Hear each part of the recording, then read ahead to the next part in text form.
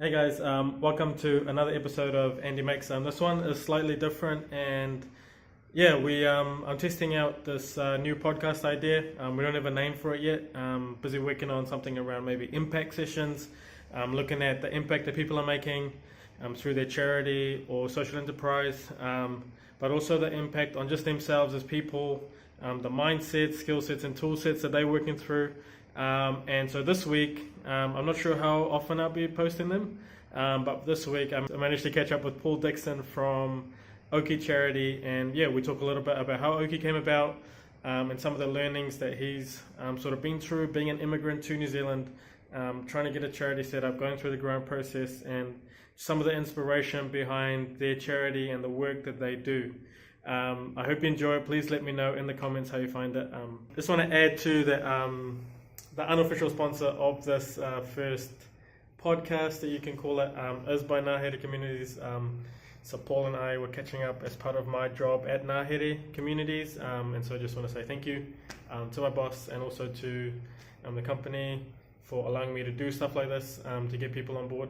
So at Ngāhere, we're essentially Manako's first co-working space, and also we run events and maker things. And if you need a desk to work from, hang out with me, hang out with all of us. I'm trying to do some interesting stuff in the social enterprise space, in the tech hardware space, software. Yeah, come and hang out, come and check things out for you, for yourself. So we're based in Manukau, Auckland City, and again, yeah, thanks to Ngāhere for enabling me to do projects like my video stuff. Here's Paul and me having a chat, catching up at Ngāhere Communities. Yeah, we're super grateful. So I've done a little bit of research, so I haven't written any questions. Yeah. But I stalked your Twitter. And one of the things I try to do, I'll show you, is listen to this podcast. Oh yeah. But I only got 17 minutes in, so I think we didn't quite get to the point. Because I think on your, so it's the Dave Chang show. Yeah. And you said, what's the tweet? Oh yeah, like sort of in terms of the chef where he talks to Dan Juicy, because he ended up doing, I guess, similar to should not have just cheers while you're talking. Yeah, you said like a lot of how his approach that resonated with you. Yeah. And so yeah, like I was real keen to and that's first question, but like just sort of, so you're doing, is it OKE Charity? OKE? Yeah. So you're doing OKE Charity now. What was the like before OKE into OKE? What was that? So that's kind of an interesting journey in itself. Yeah. Because we did things kind of a little bit backwards. In fact, we came with a fundraiser first. Yeah. Then was wondering what to do with the money. Yeah. Which is kind of weird, but I was working for a corporate organisation at the time, and we were just, a few of the lads I was working with wanted to do the Oxford Trail Walk, and because it was a global organisation, we could be sent to projects anywhere, at any time. And literally a month before the walk, we've been training and fundraising, they got shipped off to Singapore. So it was like, okay, so that's not going to happen then. But a couple of the lads still wanted to do similar events, but they wanted something local. Yeah. So they asked me, they're like, you're a project manager, you can do event management too. So come up with an event here in Auckland, similar size scale. Yeah. So I googled actually from around the Manukau Harbour, from Awhitu to Huia is 125k. Wow, So I said, yeah, that'll do for a walk. And so I told my wife that when I got home, she's like, no, I'm not doing that. And she's like, but if you do a relay, then I could probably get a team together and we could do a relay style. So that's how we started. So that was the head-to-head walk back in 2012. Oh wow, awesome, And then we did it for 5 years, and we raised about 60,000 over the 5 years. Yeah. And the first couple of years, it was a case of doing a walk, we got this money, who wants it, for cool projects and stuff. So we did everything from fruit tree planting in Glenis to helping Randwick Park get some of their sports programs going. Awesome, and then we like, but it's kind of spread out, we're not really focusing on like one thing. And then one of the years, we got approached by Papato West School. They wanted a garden to table program. Yeah. And it's okay, so what do you need? They're like, oh, we need $3,000 for the program. Yeah. Right, that's it then. That's what we'll walk for this year. They raise the money, tick the box, done, funded. That's it. And I said, oh, actually, we kind of need a garden too for the garden sale program. Yeah. Oh yeah, that's kind of fundamental. Yeah. And I said, oh, so well, how about we have a working bee the following year in February, and we'll put the garden together. Like, yeah, we'll get the volunteers together. We'll come along now. That's what we were. We were just going to be Awesome, a workforce to help build it. And then a couple of weeks before the date, I go in and say, how's it all going already? I'm like, no, we haven't got any materials. Yeah. Then the funds for the materials. We haven't been in touch with the guys table really about the event. Can you help? And that's like, okay. I put my project manager hat back on, and we turned it around and built them a whole garden in one day. Awesome. And it made us realise that there's probably plenty of other schools that want this kind of program in the school. Yeah. But put up by the cost of the whole program, but with the education resource and the building of the garden. Yes, yeah. And the time to do it, to put it all together. Not no one in the school got the time to do it. Yeah. All that project management skill set, because it's, to me, it's quite unique. Yeah. So I thought, okay. And I was on the cusp of quitting the corporate world anyway. Yeah. So in terms of that, like, so you said you ran the event for 5 years. So is there one happening this year? No. Okay, so there was was that last year when the school approached you? And no, it was 2014. Okay, yeah. So last year was 5th year anniversary of the head-to-head war, and they thought, oh, we'll make it a big deal. We'll promote it and put some money behind it. Yeah. And I think the event had just run its course. It's kind of, you just come through. It's like, well, it's getting harder to get teams to buy into it. Yes, yeah. And it's teams having to give up their whole weekend to support the events and stuff. Yeah.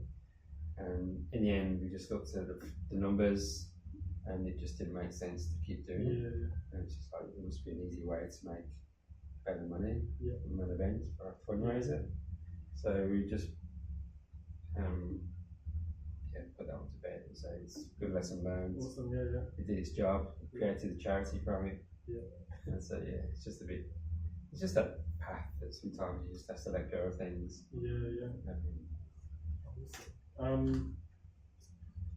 I just figured out that I didn't actually ask you like the where you're from and like a bit of accent, and I'll probably start with myself. So I'm from South Africa, and I get a lot, so I don't sound like it. So I moved here when I was 15, and then super introverted kid. Just hated people asking me to say certain words, so I changed how I talk.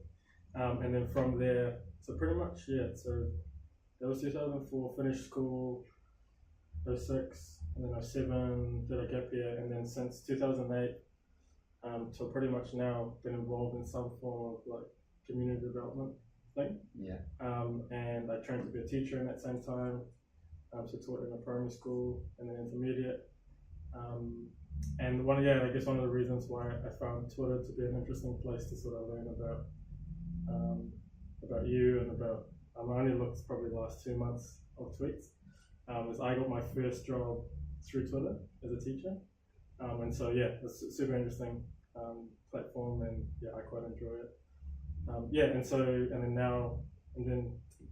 So April I finished up with a business that I run called Critical Design. Yeah. So we were turning waste plastic into furniture. That's pretty cool. It's still going now. But it's not about me today.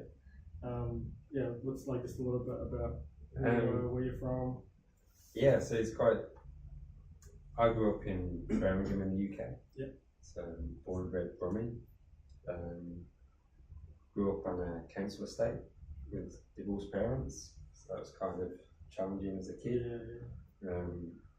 Living with my mum, went to see my dad every other weekend. You kind of grow up quick. You have to travel across the city on a bus to see your dad and stuff. And then did okay at school, bit sports mad, but still did all my exams. But by the end of school, I was just done. I was just like, don't really want to do college. Yeah. Despite everyone saying, but why? You've got all the qualifications to just ace college too. I'm like, I'm just bored with it. Yes, yeah. So I went the apprenticeship route instead. That was still kind of alive and kicking back in the early 90s. Yeah. And rather than a trade apprenticeship, I did a business apprenticeship at Jaguar Cars. Oh, okay. So yeah, that was an interesting couple of years. You grow up very quickly. Yeah.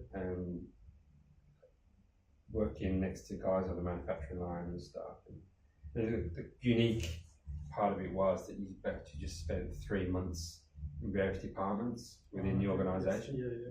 So 3 months within just in the stores in the back of the factory that nobody knew about kind of thing, and then 3 months in design and facilities, so helping to lay out the new tracks of the manufacturing lines and stuff. And it's just really interesting. But then I came to the end of the apprenticeship, and then it's kind of an assumption that I would just be employed by Jaguar then, because the scheme I was on was government run. Yes, yeah. And so at the end of the apprenticeship, you have to get agreement from the company to employ you. But they were just closing down one of their big manufacturing plants. And they're like, well, we can't take on outside people, even though I'd worked there for 2 years, when we go redeploy people from our own factories. So I was gutted, and so was the people I was working with. But fortunately, they were just about to build a new logistics centre on site, and they put into the MOU for the new company that whoever wins the contracts takes on Paul and one other person. So that was just like incredible that they thought that highly of me, that they would include that in the MOU, not just a handshake kind of thing. So so I got into that, went to logistics and just forged project management career out of it. And then spent 15 years in automotive and working for a Japanese supplier as well, and learning the Japanese culture and their philosophies and stuff was really interesting, because like they've developed processes back in the 60s that even today people go, this is a new thing that we should be doing. I'm like, that's been around for like. So you're referencing like lean startups? And that Kaizen and stuff, and it's just like, it's not that new, like. To certain industries it is, but in automotive, I mean, even Henry Ford doing what he was doing in the early part of that century, it's just like unique. And people's industries are still catching up 100 years later. So how does that, probably jumping through, because I think that's a super interesting point, like in terms of your experience in that corporate space, like how's that influencing OKE now? Well, that's the thing. I had a really successful career in the UK, and then I got to a position where like I can either carry on doing what I'm doing, or take a chance and just go travelling and experience life a bit more outside the office. So even though I travel extensively, all I saw was inside an office or a factory. Never experienced an actual country. So I thought, and I looked around in Australia, America, Canada, and New Zealand, and New Zealand just called to me. And so I came down here, figured my career path would just keep on going. It just didn't.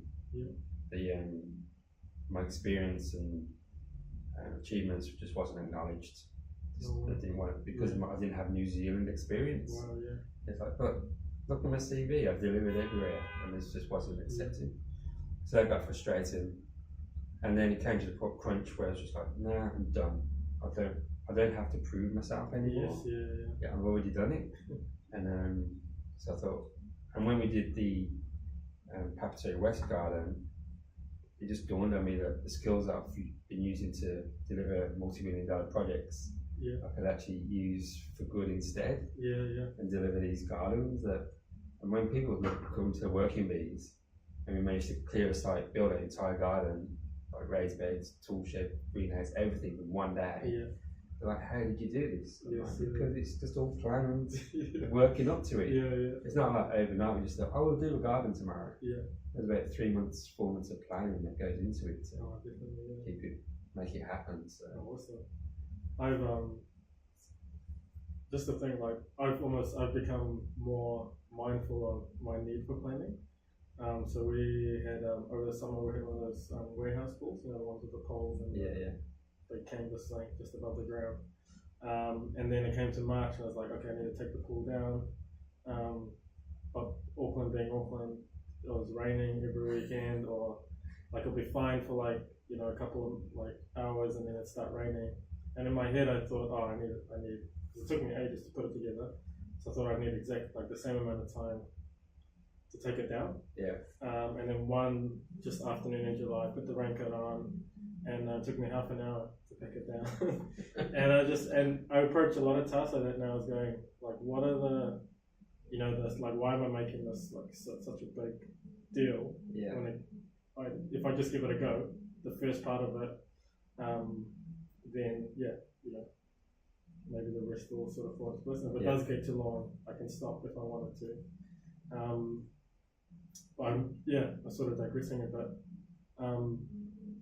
So like you said the thing about using those like skills for good.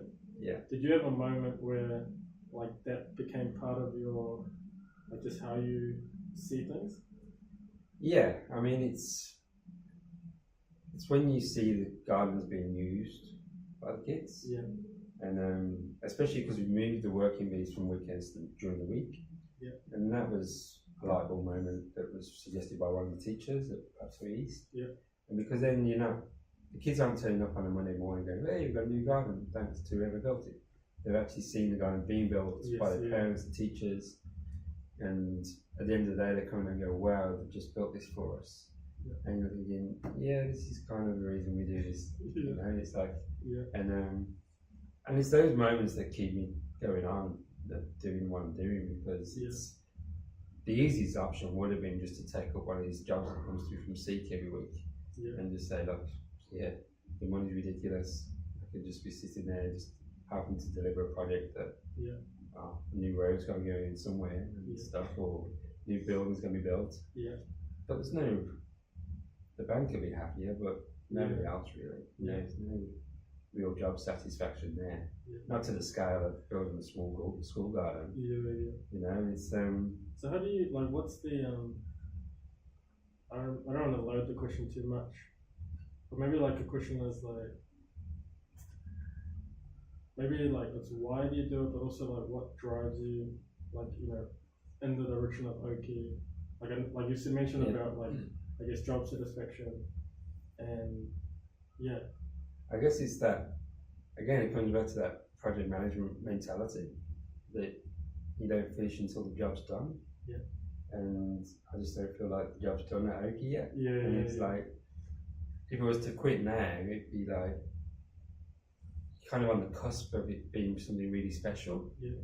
And I know it's there. It's been going for, I say 2.5 years as OKE, but then I'd only say that before that, he was doing the head-to-head walk as well. So it's like basically come to 6 years of this whole journey of being charity-minded and stuff. Yes, yeah.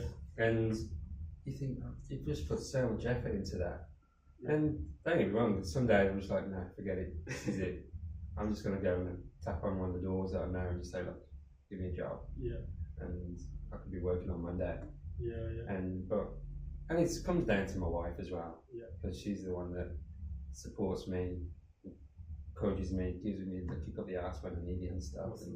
And, you need somebody like that. Yeah. Because you can't, as great as an entrepreneur as you are, you have to have support. Yeah. And those days where you're just thinking, why am I doing this? Yeah. Because it's too easy to just veer off. And especially when there's like temptation put in front of you to say, look, we're going to offer you this. We're going to use your skill set for good. Yeah. But not really. I definitely get that, because there's also the other side of it. So there's so like for example, me being trained as a teacher, if any of my experiments fail, it's a pretty good space to go into, despite all the striking and all that kind of thing. It's actually quite I was really happy. I didn't leave because I was upset with the work, or I didn't like the work, but I just had this other sort of itch happening around wanting to do stuff. And I think the other side, so there's like the space where the money is more secure, and there's also the space where, for me, where my work plays a role, where you can just go down the rabbit hole. Yeah. Of just because there's always something to do, always someone to email, always another thing that you could be doing better. You know, more content for the website or social media, or So I definitely agree there. Well, I mean, I guess one of the biggest elements that I've even mentioned is that we tried for a kid. It didn't happen first, so we had to go down fertility treatment. Yeah. And then Taylor was born, and then we decided that I would be a stay-at-home dad. Yeah. So and we'd go back. I mean, she loves her job. Yes. I mean, that's the thing. Even though, again, there's all this talk about nurses and stuff. Yeah. But most nurses you speak to love their job. Yes. You know, and that's why they do it, because they don't do it for the money. And so that was decided that I would be the stay-at-home dad. Yeah. And so that was full time. So it was kind of the first 18 months of being a stay-at-home dad. It was a full-time role. That was kind of just doing OKE when he's going to bed and stuff. Yes, So I guess that's another reason why the charity's just now starting to take up in the right trajectory, because it's like get 4 days a week now as a daycare to focus on it and push it forward. And but I wouldn't swap that for the world, because that was, I encourage any dad to be a stay-at-home dad. Just form a bond with your kids that you wouldn't have otherwise. I mean, I'm loving this because So I've got 2 kids. On the first one, because I was it was easier for me to work full time. But with our girl, when she starts school end of this month, which is crazy. And then with our boy, probably the similar, like not the same, but similar best decision I feel I made was just to tell my wife, let's just put him on the bottle, and every other night, like I'll be on it. Yeah. And even though we both had jobs now, I feel like the bonds between both my kids have just, because of the more empathy I've had for my wife and the roles that women usually play in terms of like building a family. Because my parents are like that. Anyway, but like I definitely get it, and it's super special. And I think especially when you're like focusing on like you're doing a lot of stuff in schools and working with young people and doing all that kind of thing. I'd say my kids have made me like a better teacher and a more empathetic in that space of working with parents who are struggling and trying to figure stuff out. And definitely like, because like you say, like fertility issues as well is a massive thing that's happening. So many like of our friends and people that we know have gone through it, and we're just like super grateful that it's sort of happened for us the way it did. Real special. One of the things I was gonna find the tweet.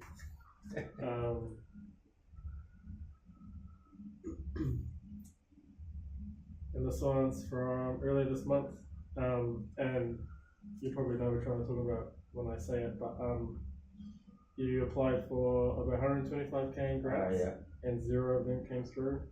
Because you're talking before about like wanting to chuck in the towel, and just picking up the job. So like, and then you said the charity life is too hard, so we'll be taking OKE in a new direction as a genuine social enterprise. Yeah. So so like, I want to touch on that, and then also like you said about I forgot the words now, but we talked about having like a specific, like you having like a vision, or like what you see sort of happening. Yeah. So what so maybe 2 questions. So the first one is like, and it like obviously like talk to like wherever you're comfortable, but they move from charity to like social enterprise, and like just any thoughts or like stuff around that. For starters, there's like 27,000 registered charities in New Zealand. Yeah. So you're in that big bowl of non-profits, and you're all chasing the same small dollar. It's like really hard, and especially when you've got the big boys playing. It's not really a fair game either, because the big charities have got grant writers, they've got marketing budgets, they've got all like sales people, they've got volunteers on every corner with buckets and clipboards and stuff, all chasing the same dollar that we're trying to get hold of. Yes, yeah. And it's kind of, it's not really a fair playing field anyway. And then, like I say, we applied for, I think it's about 6 different grants that make up that 125k, and we didn't get any of them. And it's like, you can't budget that way. You can't budget on, oh, we're going to get the 25k grant in April. You don't know you're going to get that. Yes, it's like, well, how can we budget to build more gardens? How can we budget to pay a salary, just the operational costs of a charity? It's just nuts. Because we like experienced a similar thing when I was at Critical, when we first started out. So we never said we're a charity, but we did go for grants.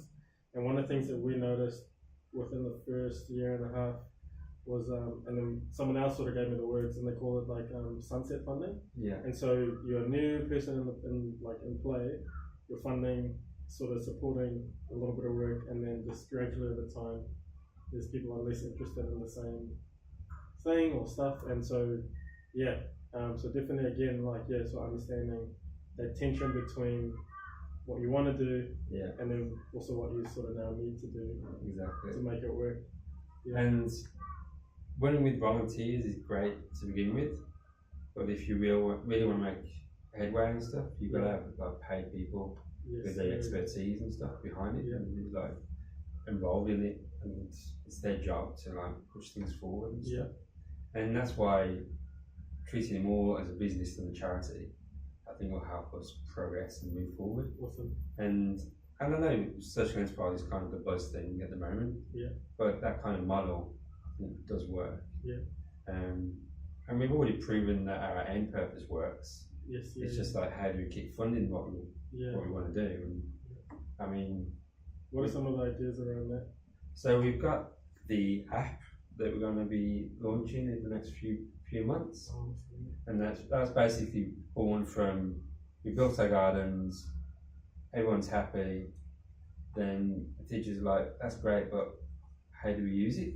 So you're thinking, wow, the gardens aren't just for the kids, they're teaching the teachers too how to garden, so they needed a resource and stuff. And it just by a chance that we was at Weymouth School chatting away about what we can do and how we can do it, and got a tap on the shoulder and said, oh, we hear you need some help, we can help you with some funding for an education resource. Awesome. And at that time it was just going to be a book going, this is what you do in your garden each week and stuff, thank you very much. But then I was thinking, if you publish a book once, no guarantee you can get the funding again to publish it again when you want to make changes to it and stuff. And I was at AET Safe Campus at a community area, and there was a company called Conical there, and they do augmented reality and virtual reality. And I just got talking to them about what they were up to and the kind of projects they're working on. And I was like, I really want to do this education resource and stuff, but it'd be cool to do it in your kind of formats. And thinking, there's no way we could do it, and the budget would be extreme. And they're like, let's catch up next week and have a chat and stuff. And I showed them what we was doing in the gardens and my thoughts behind the app for like just a week by week to-do list in the garden. And they're like, yeah, we can do that. I'm like, pardon? I'm like, we like what you're doing and we think we can help you out. Awesome. And so that was a 4-month project to get the initial buy-in. So we had a workshop to understand what was needed, what we wanted them to do, what we could get for the budget, and then so that was the whole project management thing again of cost and budget and scope and stuff. And then that was just awesome. They're just like said, we like this, but we think we should do it this way. And it's just, but that's the scope, that's our budget. We do it because it's going to look better and stuff. And they delivered it. And when we first took you around the schools, they were just like, this is amazing. This is what, and to have this kind of resource in schools for the kids. I mean, they've all got tablets anyway. So why not use them outdoors and in the garden? So one of the reasons, just when, because you came around, was it last week? 2 weeks ago? And then I remember actually, because I was teaching, it was intermediate, and we bumped into Lou Reddy. I'm not even sure if we crossed paths. but anyway, yeah. But then sort of seeing, I guess in the, I don't know, that might be like 12 months now. Having heard a little bit about OKE, and also I guess the value proposition of the app. One of the things like I'm why even wanting to film this conversation is that one of the things that I've been sort of not going on about because I haven't been that vocal about it, but just have this feeling or this hunch that how technology is being applied isn't accelerating the type of maybe knowledge and expertise that it could. Yeah. And so, critical, and even my work as a technology teacher at Wisdom Intermediate, we were looking at so there's a 3D printer, and actually I should shout out Stephen Lethbridge, who was the principal who gave me my first job over Twitter. And when I first caught up with him about 3D printing stuff, he said it's not actually about the printer, it's about 3D modeling. And the way that I keep sort of applying that idea is that the pencil or the pen was powerful not because of how it was structured or made. Who was holding it? Yeah, who was holding it, and then the ideas that they were doing with it. Yeah. And so one of the things that we started exploring critical, and for me, it's almost continuing, is this idea that how can technology close the expertise gap? And you have groups like TSI, so just across the road, and they have these stats that the average South Auckland wage is about 15 to 25%. So I forget the percentage number, but it's in that range of 15 to 25% lower than the average wage in other parts of Auckland. Yeah. And if they said, we'll take for the next 20 years somehow increasing wages by 3 to 5%. To actually catch up to that space. And so I really like that way of thinking and sort of quantifying it. And then, so for example, with 3D printing, digital fabrication, you can design and make a chair without having to go through a 5-year carpentry apprenticeship or spending all that time learning different joints, which is not, I don't think craft's a bad thing. But in terms of, there's just something I think and I've seen growing up in South Africa, I think that's where the drive comes from me, is that people in that space don't actually have a lot of time to learn a skill because there's the pressure to provide. Yeah. And it's something I think that's lost. I'm going on a bit of a rant here, but it's something that's lost in the bigger narrative of when we talk about poverty, we talk about those people over there. Yeah. Is that in order to be creative, you need the space, the space and the time. And it's not even just coming up with the idea. Creative is actually, making a decision. That's where you start with being creative. That's kind of part, going back to the gardens. Yeah. That's part of the reason we build the gardens too, is because that knowledge is lost. Yeah. From the grandparents' generation. Through our parents' generation, there's a knowledge gap there. Yeah. And then that gap's widened between parents and kids today. And even if parents they wanted to do it, they don't have the time. Yes. Yeah. You know, so it's well, if you leave another generation, the thought of gardening is just foreign, let alone even doing it. Yes. You know, so it's so that's why we want to get gardening back into schools as a skill set. Yeah. And the more gardens we build, the more we realise that they are literally just outdoor classrooms, and you can learn literally any subject in an outdoor environment like a garden. And it's age-old wisdom that's being taught as well. It's just forget about social media and all the external influences that causes kids stress, because they're just a deluge of information every day about what's going on around the world, about everything, whereas they're not even concerned about what's growing on their doorstep and back the garden and stuff. And that's when the kids see things growing and they've nurtured them and rewarded them with the fruits and veggies and stuff. They're like, this is pretty cool. You know, and eventually they put down their tablets and stuff. And they're like, we know this information now. And that's what I want. I want the app to be completely redundant. You know, it's I don't want OKE to be one of these charities that like, oh no, we've got to be making sure that we're still alive and kicking in like 20 years. It's been over like that.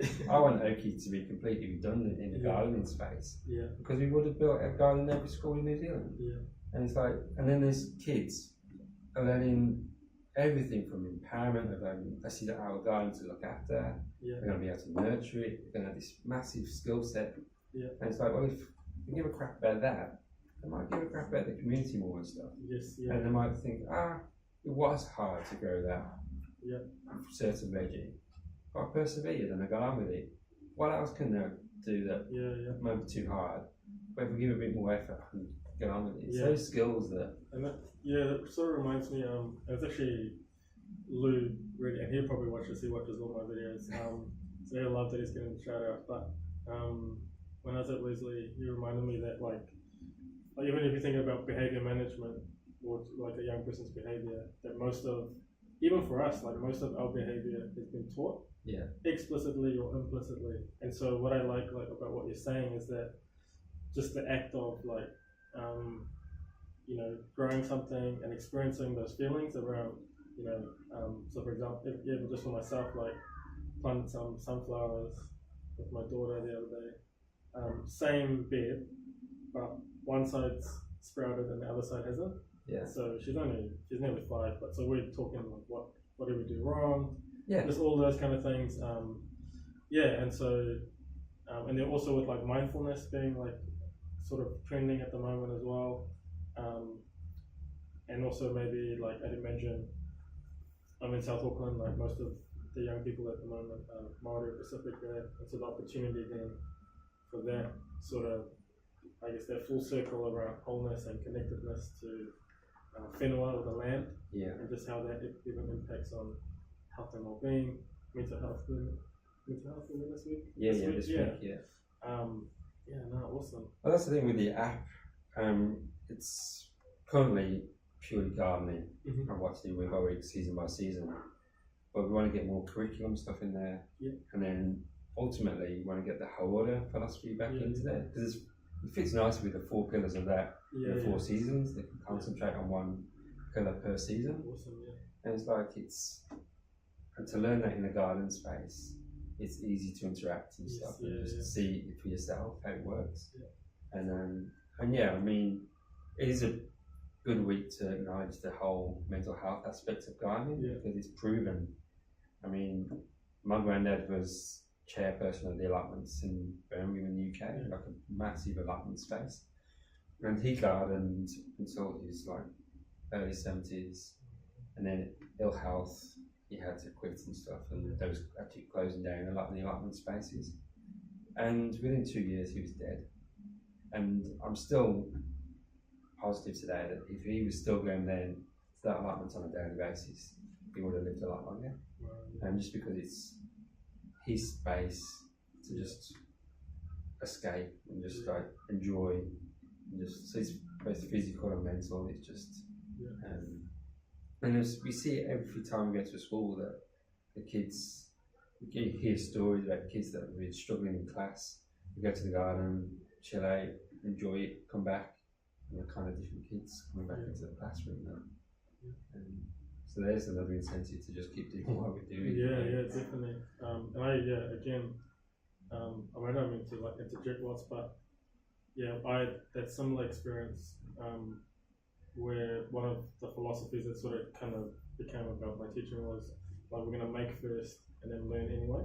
And so like the idea of like gardening first and learning anyway, and that like I think also another thing that's lost like is when maybe you want to talk about perseverance and effort, those students and young people who've made those gardens now have something they can draw on to understand that language. And that's a bit of the teacher side coming out of me, is that it's real easy to say, I guess, certain things, like they don't understand manners or whatever, or how to care for things, but now those ones who've gone through the garden have got that, essentially like the metaphor and experience of feeling all of those things. I think, we could keep catching up. I just wanted to know if there's like any way like people could help OKE? What would be useful or helpful? Funding is always a thing, yeah. but I mean, we have our working bees 3 or 4 times a year, so we'll keep those posted when they're coming up. They always need volunteers that can help build the garden, and they're special days, you know, when they're only involved in those days and stuff. Just follow us on our social media so you can see what we're doing on a weekly, monthly basis and stuff. And just get in touch if you want to know more about gardening. And we're trying to get more blog posts up on the OKE website about the benefits of gardening and just take learnings from around the globe of how gardens have helped communities and stuff. There's a great one it's in the Bronx, and they basically converted schools and whole communities from a complete food desert into now harvesting their own food and stuff. You're the second person to bring that up in the last 2 weeks, so should definitely check that out. In terms of like, you open to collaborating with people? Yeah. What kind of people do you want to collaborate with? Well, skill sets or? Yeah, I mean, look at what we've done with Chronicle. I mean, that's definitely a collaboration. Yeah. Because what they've done and what we paid them doesn't compare. Like, so that's definitely an awesome collaboration. We've built something amazing. And I mean, that's the other thing is, I'm a project manager, and you learn pretty quickly that sometimes you don't know what you don't know. You know, so if there's ideas out there of how we can utilise the gardens we're building, or different things that we can incorporate into the garden to get the teaching going better, then we're definitely open to ideas and stuff. So when I'm like listening, because I'm the kind of person who, so now that you've told me that, I'll be in a conversation and I'll be like, oh, you need to speak to Paul from OKE. So for example, I know of a guy who's just in his flat is experimenting with hydroponics. So he's not growing weed. Because he wants, because he lives in like sort of in the city, and there's no grass, like no lawn, but he wants to grow his own vegetables, so he's doing that. So he's pretty switched on, and anything, even stuff like around garden. I mean, not that garden automation sort of goes the other way, but in terms of collecting data about what's happening in the garden, I can imagine he'd be an interesting guy to talk to. Well, because I mean, I went down to Christchurch a few weeks ago, and there's the group who started Code in New Zealand, in all the primary schools and stuff. They've actually come up with it's called the Electric Garden. It's a box of tricks that they put in the garden to capture the data from the garden. And of course, that's an awesome collaboration if you can make it work, because they've got like the back end data, and we've got the front end of teaching. So it's like awesome possibility there. And and like you were saying about warehouse farming and stuff, that's having these kind of spaces in classrooms to show how much you can actually grow in like veggie pods and smaller spaces. I mean, that's the way it's going anyway. I mean, the Dutch are like just taking over the world. Have you seen that guy, what do you do? I think he grew like 1 million pounds of food on an acre or something. American guy? With the fish and the sort of one. It's, so I think he's actually been down here, and he's visited Manuel High School. Oh wow, awesome. Because that's another awesome initiative that I was with Lou a few weeks ago. And like schools involved, Kansas Mac DHB are involved, like developing an urban farm to teach horticulture, so that kids can actually take the whole career path. And so that's kind of cool that we've done Manuel Central Primary School, their garden, then the intermediates doing stuff, then high school, so this is a complete pathway from school starters to leaders into horticulture. And that's the thing, it's opening up their career prospects. From, you can do your science, you can do engineering, you can do all sorts with that kind of background and thinking, so it's cool. I don't know how to end this, but so thanks for your time. No, thank you. And looking forward to next week. I'll make a shout out. So next week we got our first maker/tech meetup. We're going to be sharing more about the app and how that's happened, and also I think on Friday we're doing a little showcase around. Yeah, build in the raised bed. Yeah. So looking forward to that. Thank you, Paul. It's all good. Yeah.